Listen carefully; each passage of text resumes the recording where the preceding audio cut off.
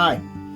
Before we get to today's video, I wanted to take a moment to acknowledge the fact that we've recently got our 1,000th subscriber to the channel. That's incredible to me, as I never thought this thing would take off the way it has. And I wanted to take a moment to appreciate all of the commentary, all of the camaraderie that we've established to this point. It really does kind of scratch the itch of going to the shows, which I hope we'll be able to get back to soon enough, and I'll get to meet all of you great people, or at least some of you that have commented and subscribed to the channel. For today's fly, I'm going to call it the 1K ISO Para Emerger. It's one of my favorite flies to fish and one of my favorite hatches to fish. So let's get to it. All right, so here is our 1K Isonychia Parachute Emerger.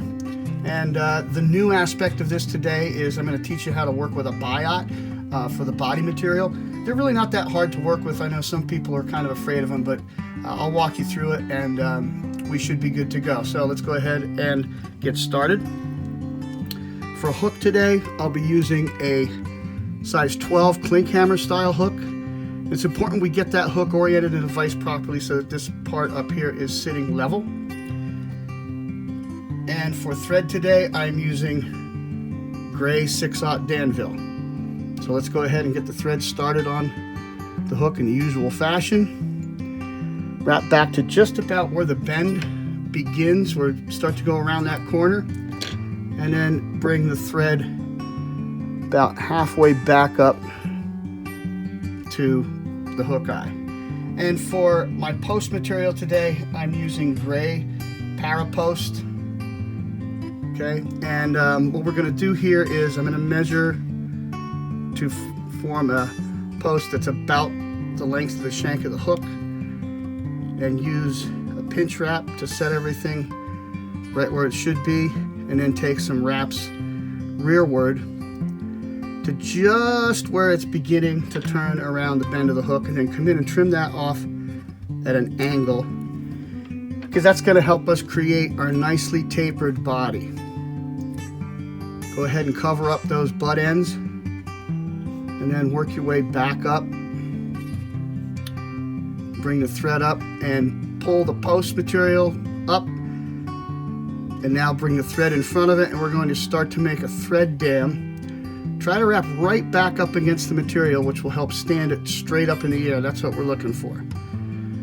Okay, let's see if we got that. And there we go.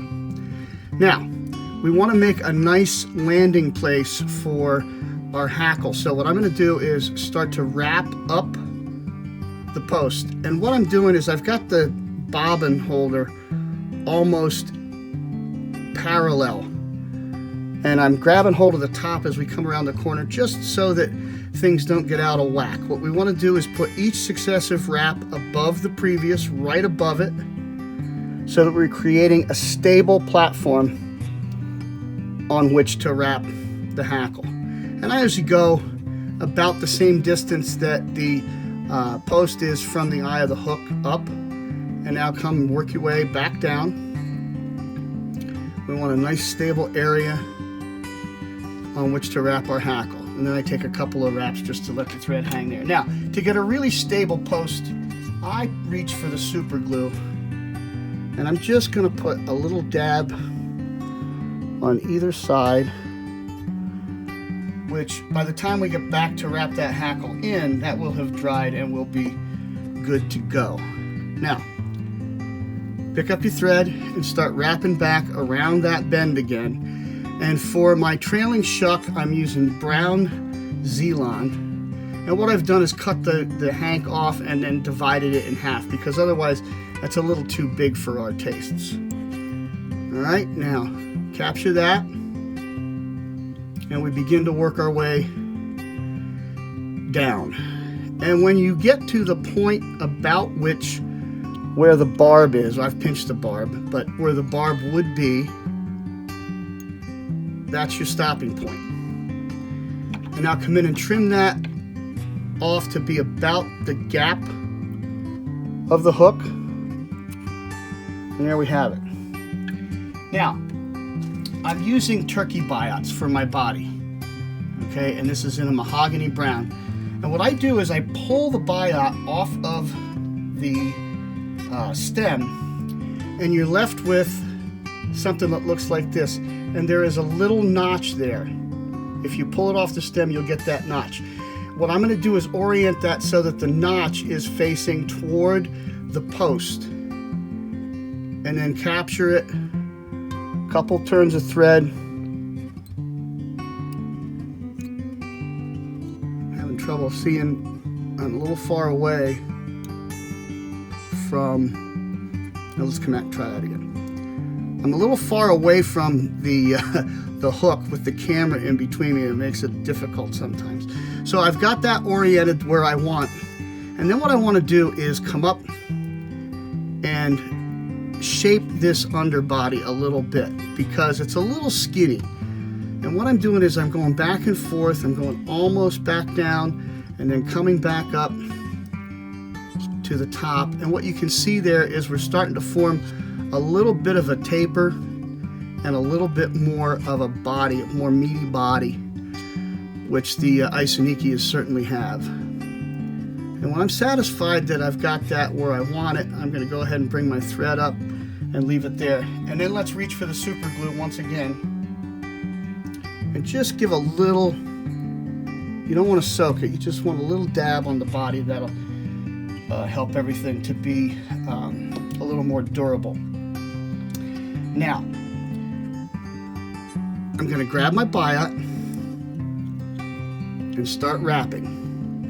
And what you'll see is that raised edge at the back end is what I'm looking for. Gives it a really nice look on here.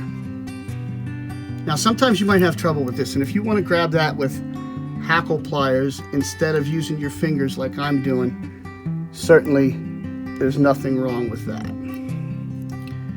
Now we get it all the way up to the top there, and I'm going to come in and capture with my thread. And that makes a nice segmented, nice looking body there. Now move your thread out of the way when you go to do this so you don't cut it.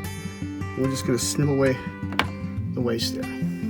Cover things up a little bit. And now I'm going to put my hackle in, and I've selected a medium done hackle. And I want to get rid of these webby barbules toward the bottom. We'll come in and clip that out. And then the other thing is I'm going to take and pull a few of these off on the left side. And I'm going to tie this in with the shiny side facing me. Lay it in at an angle and capture the stem on the hook first. Then we want the convex side facing toward the post, shiny side out, and just start wrapping up the post. Keep everything where you want it, and that gives it a nice stable spot. Now for my thorax on this, I'm going to use gray, light gray SLF prism dubbing, which I like for my emergers. I think it gives it that little extra pop, that little extra shine. And I'm just pulling out little wisps and rolling them onto the thread. We don't want too much. Maybe 2-3 inches worth. And then I'm going to go ahead and wrap this around the base. There we go. Now I'm taking the thread and I'm going to bring it around the post so it's on the near side of the hook toward me. Now grab your hackle, start to wrap it around the post, and just put each successive turn below the previous one. Okay, right down until you get to the dubbing. Now hold that with your left hand, and we're going to take a couple of turns of thread, and I'm pulling down as I go so that I don't trap any hackles. If you do, you can trim them out, but I'm taking like 3 or 4 turns around there. Now come in and snip away the waste, And now here's the part that can get a little tricky sometimes. I finish on the post. So now lift up your thread, come in and grab it with your whip finisher, and just flip it over, invert it. And tuck it right in around the bottom there. I'm going to take 4 turns.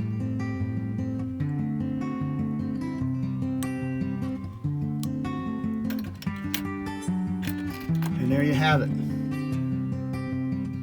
A couple wayward fibers there. And then come in and just snip it off. If we have anything that's wonky, let's go in and get it right now. Get it out of there. And there is a Isonychia parachute emerger. Oh, I see 2 more. There we go. It's not a difficult fly to tie. You just kind of have to know what to do with that biot. And then, as I said, I like to finish it on the post instead of at the eye. And I'm happy with that. Give it a shot, guys and gals. Let me know how you make out. And as always, I bid you peace.